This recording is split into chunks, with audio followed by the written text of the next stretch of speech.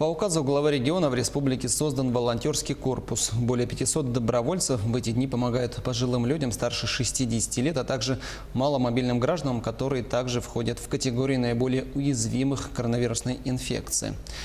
Штаб работает на базе общероссийского проекта ОНФ. Это значит, что заявки принимаются со всей России, а далее распределяются по региональным штабам.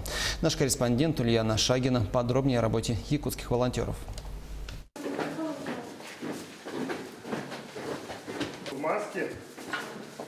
У волонтеров на руках несколько заявок. Кто-то покупает продукты, кто-то медикаменты. Все это незамедлительно доставляется до адресата. Оплата также происходит после доставки. Пожилые довольны, особенно те, кому не у кого просить помощи.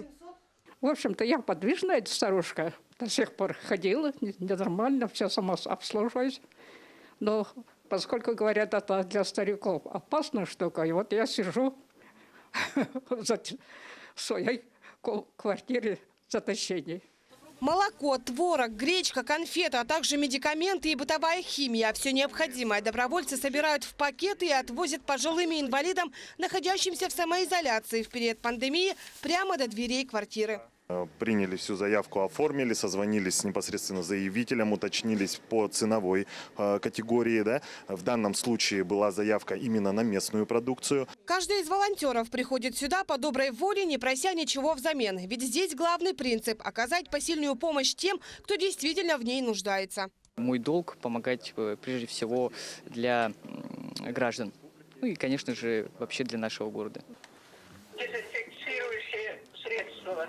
В волонтерском штабе, куда и поступают заявки, с утра кипит работа. Звонки принимаются по единому номеру круглосуточного колл-центра 8 800 200 34 11. Сюда может позвонить любой житель страны. Далее заявки распределяются по регионам. За пару дней отработано уже 11 заявок. Но их будет больше, уверены волонтеры, поэтому и количество добровольцев не ограничено. На сегодняшний день количество активистов уже стало больше 500. И на самом деле надо отметить, что сюда входят не только молодежь, да, но и взрослые люди до 50 лет. Мы всех желающих регистрируем. Кто-то приходит с помощью на своей машине, говорят, у меня машина есть, бензин не требуют. И благодаря их помощи мы развозим продукты первой необходимости, лекарства, может быть, выносим мусор и так далее, если это необходимо. Перед каждым выездом обязательная инструкция. Выдаются перчатки, маски. Одно из главных условий – как можно меньше контактировать с пожилыми, которые входят в категорию наиболее уязвимых к коронавирусу. За вчерашний день, например, было отработано 6 заявок. Поступило 6 заявок. Максимально все мы исполняем в день поступления.